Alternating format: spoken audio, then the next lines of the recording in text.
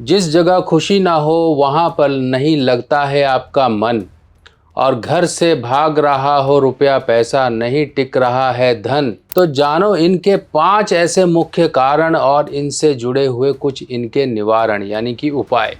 आज मैं आपको आपके ही घर में होने वाली ऐसी एक जटिल समस्याओं के चर्चा और उनका उपाय देने वाला हूँ, जिनसे कि आपके धन का कहीं ना कहीं जो भी नुकसान हो रहा है या बच नहीं रहा है, इन सब परेशानियों से मिलेगी आपको राहत।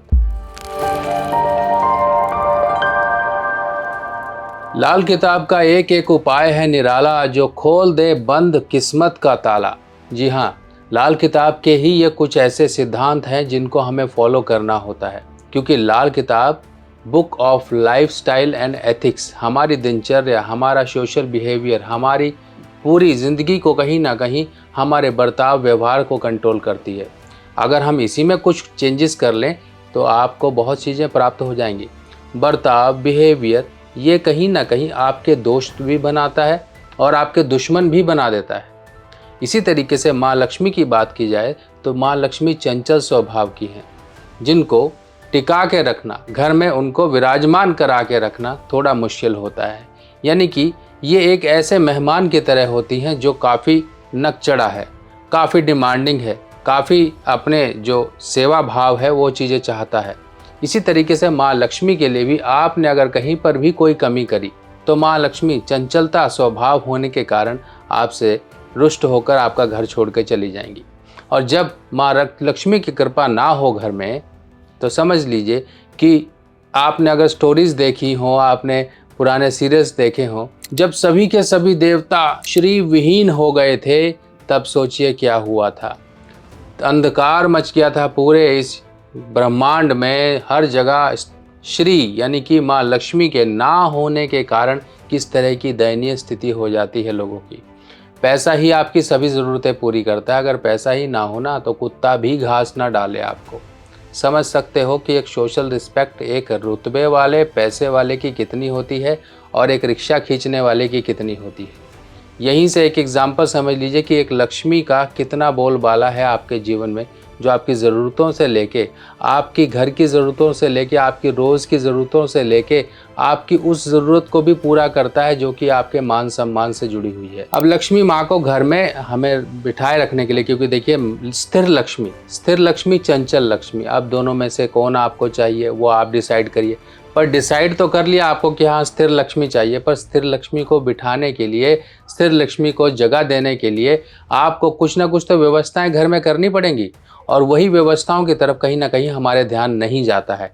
अब पहली गलती जो ये होती है, घर में कहीं ना कहीं आप नया झाड़ू लेकर आते हो और पुराना झाड़ू आपका पड़ा हुआ है। ये पॉइंट नंबर 1 पहले आपको बता रहा हूँ। अब पुराना झाड़ू कहीं इधर घूम रहा है, कहीं उधर घूम रहा है, कहीं आपने गंदगी साफ करने के लिए रख लिया, कहीं ऐसे, यानी कि उस झाड़ू की कहीं ना कहीं बेकदरी होनी शुरू हो गई। या फिर आपने ऐसे रख दिया कि बाहर जहाँ कूड़ा रखते हो वहाँ पर आपने रख दिया, आता जाता व्यक्ति उस टूटी हुई झाड़ू को देखता है, आप आते जाते व्यक्ति आप उस समय उस टूटी हुई झाड़ू को देखते हो। तो सोचिए कितना अपशकुनी है ये चीज़, क्योंकि माँ लक्ष्मी का ही प्रतीक है झाड़ू। जब घर में साफ सफाई होगी झाड़ू के ज़रिए, तभी माँ लक्ष्मी घर में आएंगी। इस चीज़ का ध्यान रखिए। और जो माँ लक्ष्मी को बुलाने वाला साधन है, आपने उसी साधन को कहीं ना कहीं बेकदरी कर दी, आपने उसको सही ढंग से नहीं संभाला। देखिए झाड़ू टूट जाए, कुछ हो जाए, उसको नमस्कार प्रणाम करके आप उस झाड़ू को, जो सफाई कर्मचारी आता है अपने कूड़े कचरे के साथ, उसको दे दीजिए। ये मत करिए कि उसको रख लें संभाल के, कहीं इधर रख दिया, कहीं स्टोर में डाल दिया, कहीं छत पर डाल दिया। ये काम मत करें कि हाँ कहीं गंदगी साफ करनी होती, कुछ करना होता है, हम उसमें इस्तेमाल करेंगे। नहीं करनी है, पहली गलती पर ध्यान दीजिए। अब दूसरी गलती क्या है कि आपके घर में टूटा हुआ छाता पड़ा होगा। टूटा हुआ छाता, बरसात के मौसम तो आए नहीं अभी, अब आएंगे तब हम निकालेंगे छाता, देखेंगे कहीं से टूटा हुआ, कहीं से कुछ गड़बड़ है, कहीं फटा हुआ है, फेंकना है हमने पर रखा हुआ है कि हो सकता है इमरजेंसी बारिश में काम आ जाए। ऐसे टूटे हुए छाते को घर में मत रखिए। क्यों? ये आपके बुरे शनि का प्रतीक हैं। शनि तभी चलते हैं जब राहु केतु को कहीं ना कहीं उन्होंने कमांड देनी होती है। यानी कि आपके जीवन में कोई परेशानी आएगी तो राहु केतु के जरिए आएगी। केतु आपके जीवन का सुख है और राहु आपके जीवन में एक अचानक सुख है और अचानक दुख भी है। आप दोनों में से क्या पा रहे हो, ये आपके शनि पर डिपेंड करता है। टूटा हुआ छाता घर से निकाल दीजिए या फिर उसको रिपेयर मरम्मत करा के ही उसको इस्तेमाल करिए, घर में रख लीजिए, कोई दिक्कत नहीं है। अब वो तीसरा पॉइंट जो आपके घर की छत से जुड़ा हुआ है, छत यानी कि आपका राहु छत राहु है। छत अगर गंदी रहे तो राहु आपका कहीं ना कहीं जीवन में वो नेगेटिव असर देने वाला बन जाता है, यानी कि वही बंदूक जो आप दूसरों पे चला रहे थे वही बंदूक की गोली आपको ही घायल कर देगी। इस तरह का होता है राहु। जब शुभ हो जाता है तो बहुत कुछ देता है, अशुभ हो जाता है तो अचानक दिमाग की परेशानियां, टेंशन, कहीं से नुकसान, झगड़े फसाद, बेमतलब के नुकसान, अड़चने, ये सब चीज़ें आपके जीवन में एक बुरे राहु के लक्षण के रूप में आनी शुरू हो जाती हैं। बीमारी हो जाए तो वो नहीं जाती। डिप्रेशन, टेंशन, एंजाइटी, किसी प्रकार का मानसिक वहम, चिंता, डर, ये हमेशा रहती है। ये बुरे राहु का ख्याल आता तब है जब छत पर ये इस तरह की आप गंदगी जमा कर लेते हो जो कि काम की नहीं है। लकड़ियाँ पड़ी हैं, सीमेंट पड़ा है, ईटा पड़ा है, रेता पड़ा है, बजरी पड़ी है, मिट्टी पड़ी है, गमले टूटे पड़े हैं, ये सब चीज़ें मत करिए। अब बात करते हैं पॉइंट नंबर 4 की। पॉइंट नंबर 4 है टूटा शीशा। टूटा शीशा जो कि दर्पण है। दर्पण आपको कहीं ना कहीं एक शुभ अशुभ चीज़ों को दर्शाता है।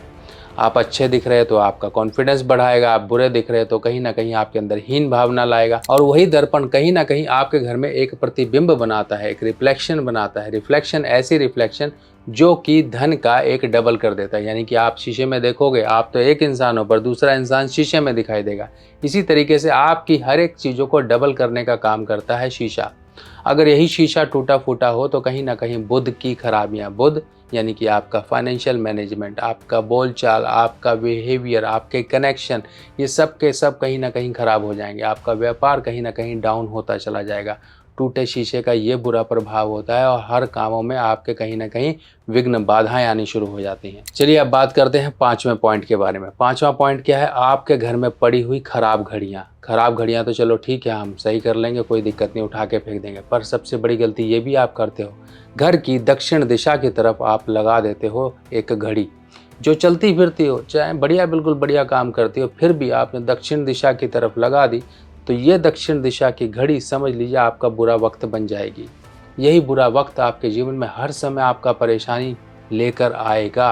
आप हर समय कहीं ना कहीं दुख, दरिद्रता, परेशानी, बीमारी, झंझट, क्लेश, झगड़े, इन सब से ही जूझते रहोगे। गाड़ियाँ अक्सर खराब होंगी आपकी। आपको हमेशा इन चीज़ों से हाथ दो हाथ करने पड़ेंगे कि अचानक कोई परेशानी आ गई, उसमें उलझे रहे। आज गाड़ी खराब हो गई, आज ये नुकसान हो गया, कल को उधर जा रहे थे, ये चोट लग गई। ये सब चीज़ें, एक गलत दिशा में लगा हुआ आपका घड़ी का होना आपके जीवन में एक नेगेटिव प्रभाव लेकर आता है। जब भी ये नेगेटिव प्रभाव लाएगा तो इंसान की तरक्की रुक जाएगी। आपकी तरक्की रुक गई है तो समझ लीजिए घड़ी का बुरा प्रभाव आपके ऊपर आ रहा है। आपके घर में पड़ी हुई है कोई घड़ी, चाहे वो हाथ की है चाहे दीवार की है, सेल ख़त्म है, बैटरी ख़त्म है, चेंज करिए उसको, मरम्मत कंडीशन में लेकर आइए, चलती कंडीशन में लेकर आइए। चलती का नाम गाड़ी होता है और रुकी तो बैलगाड़ी ही होती है। आप सोचिए आप क्या चाहते हो? एक तेज़ तर्रार घूमती हुई रोल्स रॉयल्स चाहते हो कि बैलगाड़ी चाहते हो? आपकी किस्मत बैलगाड़ी की तरह चले या फिर तेज़ तर्रार रॉकेट की तरह चले, वो आप एक घड़ी से कंट्रोल कर सकते हो। क्योंकि देखिए, एक लॉ ऑफ मैनिफेस्टेशन नाम की चीज़ होती है कि हम जो चाहते हैं और जिस दिशा में चाहकर उसका काम करना शुरू कर देते हैं वो चीज़ें हमें प्राप्त हो जाती हैं। मान लीजिए आप कहते हो यार मुझे गाड़ी चाहिए, गाड़ी के लिए पैसा इकट्ठा करते हैं, कर रहे हो, एक दिन आप अपना सपना पूरा कर लेते हो, गाड़ी ले लेते हो। आपने सोचा कि यार मुझे कल दिल्ली जाना है, अगर आप टिकट कटाओगे और गाड़ी पे बैठ गए तो दिल्ली पहुंच जाओगे। अगर आप सोचते रहे तो दिल्ली कहीं नहीं, दिल्ली तो दूर है मेरे भाई, अभी भी दूर है, नहीं पहुंचोगे। इसी तरीके से जब आप कोई काम किसी इच्छा के तहत कोई कार्य करते हो तो आप में उसमें लॉ ऑफ मैनिफेस्टेशन यानी कि एक आपकी कायनात भी आपके साथ लग जाती है उस काम को पूरा करने के लिए। एक पिक्चर का डायलॉग था, शायद ओम शांति ओम का है, कि जब आप किसी को शिद्दत से चाहो तो पूरी कायनात भी उसे तुमसे मिलाने में जुट जाती है। मैं शाहरुख खान तो हूँ नहीं, पर डायलॉग तो मुझे याद है। उसी तरीके से आपके साथ भी कायनात जुड़ जाएगी। थोड़ा सा उन चीज़ों को व्यवस्थित करिए। चलो एक टिप के तौर पे एक और एडिशनल पॉइंट बता देते हैं, क्योंकि पॉइंट्स तो बहुत सारे हैं। फिलहाल इन पॉइंट्स पे काम कर लिया तो गाड़ी हद तक आपकी काबू हो जाएगी। आपके घर की दहलीज, जो आपकी चौखट होती है, जो आपका एंट्रेंस पॉइंट होता है, आपने देखा होगा कई लोगों के एंट्रेंस पॉइंट गंदे होते हैं। वहाँ पर मैट पड़ा होता है, वो गंदा होता है, जूते रख देते हैं, कहीं कुछ रख देते हैं, उसको सजा के नहीं रखते हैं। वेलकम का टांग तो रखा होता है वेलकम दरवाजे पर वेलकम के तहत उस तरह की व्यवस्थाएं नहीं करते हैं। जब घर में कोई मेहमान आ रहा होता है या फिर कहीं पर आप देखते हो कहीं पर कोई इनॉग्रेशन, कोई किसी तरह का कोई समारोह होता है, तो जो मेन एंट्रेंस होती है जहाँ पर लोग जहाँ से एंटर करेंगे उसको कितना सजाया जाता है। इसलिए सजाया जाता है कि कोई मेहमान आए तो खुश हो जाए और अंदर आने का उसका मन करे। इसी तरीके से माँ लक्ष्मी को बुलाने के लिए, पॉजिटिव शक्तियों को बुलाने के लिए अपनी दहलीज चौखट को साफ रखा जाता है, ताकि माँ लक्ष्मी अपने आप खिंची चली अंदर अंदर आ जाए आपके घर में। और इसी तरीके से आपके घर में इसी दरवाजे से ही नेगेटिव और पॉजिटिव शक्तियाँ प्रवेश करती हैं। जब आप पॉजिटिव शक्तियों के लायक अपने घर की दहलीज को साफ़ सुथरा रखोगे तो पॉजिटिव शक्तियाँ एंटर करेंगी। अगर आप गंदा रखोगे, बदबू आ रही है, वहीं पर ही कूड़े का डब्बा पड़ा हुआ है, वहीं पर ही मक्खियाँ भिनक रही हैं, ये सब चीज़ें गंदगी है, जूते वगैरह क्लटर, या फिर आपने कोई ख़राब चीज़ें रखी हैं, तो खुद ही समझ लीजिए क्या अंदर आएगा और क्या अंदर बुला रहे हो आप। देखो अपने दरवाजे के पास जाके। घर की गृहिणी माताएँ बहनें घर की दहलीज को ज़रूर साफ़ किया करें और वहाँ पर समय समय पे पूर्णिमा के दिन वहाँ पर एक दीपक ज़रूर जलाया करें। घर में सुख समृद्धि आएगी। और शनिवार के दिन कोई भी व्यक्ति धन से जो परेशान है, शनिवार के दिन सरसों तेल का दीपक पीपल पेड़ के नीचे ज़रूर लगाया करें। क्यों? पीपल पेड़ के नीचे ही शनिवार के दिन माँ लक्ष्मी आती हैं। आपको इस श्रद्धा भाव से कार्य करते हुए देख कर ना वहीं आशीर्वाद मिल जाएगा और पालो आशीर्वाद। पर रास्ते नहीं पता है, अब रास्ते पता लग गए हैं तो करो, सब कुछ सही होगा। चलिए अगले पॉइंट की बात करते हैं। वो बात आती है शनिदेव से। शनिदेव से जुड़ी हुई चीज़ क्या है? शनिदेव से जुड़ी हुई चीज़ है घर का कंघा। आपने देखा होगा लोगों के घर के कंघे गंदे होते हैं, टूटे होते हैं, कहीं उनमें से जो दांतियाँ होती हैं वो टूटे होते हैं। इस तरह के टूटे खराब कंघे घर में मत रखिए। कई बार नया कंघा ले आते हैं और पुराना कंघा घर में ही इधर उधर भटकता रहता है, कहीं उधर पड़ा है, कहीं इधर पड़ा है। इस तरह से इस खराब कंघे को या तो फेंक दीजिए, अगर आपने यूज़ करना है, सही है, दांत सही है, काम करता है, तो उसको गर्म पानी में डाल के टूथब्रश से उसको साफ़ कर लीजिए, रख लीजिए। चाहे इस्तेमाल करो ना करो, पर ऐसी गंदगी लगी हुई चीज़ को मत रखिए, वरना ये शनि और राहु दोनों चीज़ें एक साथ मिल जाती हैं, तो ऐसे केस में बनता है श्रापित दोष। आपके जीवन में कहीं ना कहीं ये एक शनि राहु का बुरा दोष आपके जीवन में हर तरह की परेशानियां लाएगा और दुख दरिद्रता ही रहेगी, कभी धन नहीं आएगा। चलिए दोस्तों, इसी तरह से और जानकारियां लेके भरी पड़ी हैं, बहुत सारी जानकारियां हैं। आप धीरे धीरे अपने आप को ही एक ज्योतिषी बना लोगे और सब कुछ सही कर लोगे। ठीक है, तो जुड़े रहिए, ऐसे ही और जानकारियां लेके मैं फिर हाजिर होऊंगा। तब तक के लिए अपने सुभाष भाई को आज्ञा दीजिए। नमस्कार।